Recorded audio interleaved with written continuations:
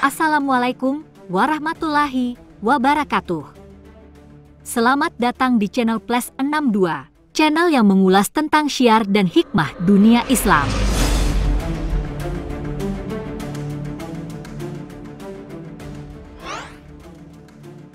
Dalam ajaran Islam, neraka dijelaskan sebagai tempat untuk memberikan hukuman bagi orang-orang yang durhaka kepada Allah. Jika surga merupakan tempat kembali terbaik yang penuh dengan kenikmatan bagi hambanya yang terpilih, justru neraka adalah tempat sebaliknya. Merupakan tempat kembali yang paling buruk dan penuh siksaan yang sangat mengerikan. Sebagaimana dalam suatu riwayat, Rasulullah bersabda, dikatakan kepada seorang penduduk neraka yang paling ringan azabnya di hari kiamat. Andai engkau memiliki semua yang ada di bumi, apakah engkau akan menebusnya agar keluar dari neraka? Ia menjawab, ya. Maka Allah berfirman, sungguh, aku menghendaki darimu yang lebih mudah dari hal itu. Sejak engkau masih menjadi tulang sulbi Adam, engkau tidak menyekutukanku dengan sesuatu pun, namun engkau enggan dan engkau menyekutukanku. Hadits riwayat Bukhari Muslim. Neraka digambarkan sebagai tempat tinggal yang terburuk di akhirat bagi para pendosa. Tempat yang disiapkan dengan sangat luas dan dalam, sebagai balasan yang setimpal bagi orang-orang yang durhaka kepada Allah.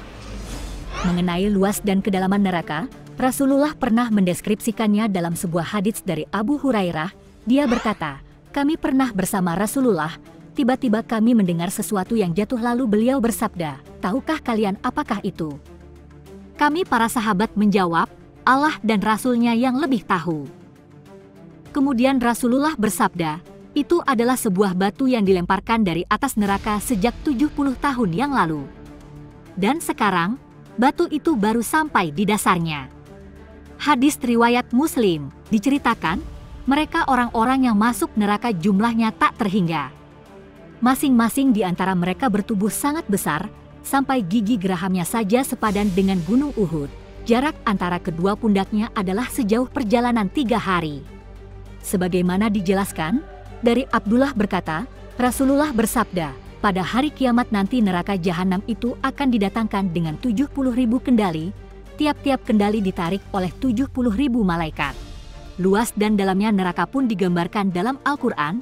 Allah berfirman, ingatlah pada hari ketika kami bertanya kepada neraka jahanam, apakah kamu sudah penuh? Ia menjawab, adakah tambahan lagi? Quran Surat Kaf ayat 30. Neraka diibaratkan menyerupai penggilingan yang ke dalamnya jatuh jutaan ton biji, lantas ia menggiling semua biji tersebut tanpa lelah maupun jemu. Kemudian seluruh biji itu pun akan habis, tetapi penggilingannya terus berputar, menunggu tambahan biji. Diriwayatkan dari Anas radhiyallahu anh, Rasulullah bersabda, para penghuni neraka terus dilemparkan ke dalam neraka jahanam dan ia terus berkata, masih adakah tambahan?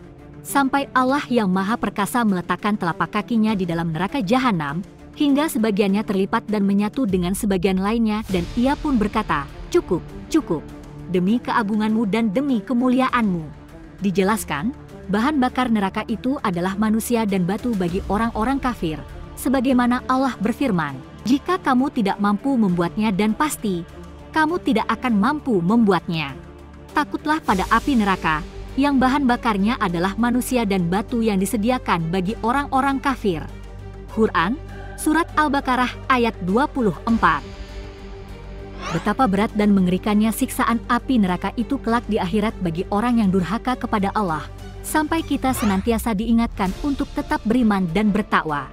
Sebagaimana Allah berfirman, wahai orang-orang yang beriman, jagalah dirimu dan keluargamu dari api neraka yang bahan bakarnya adalah manusia dan batu.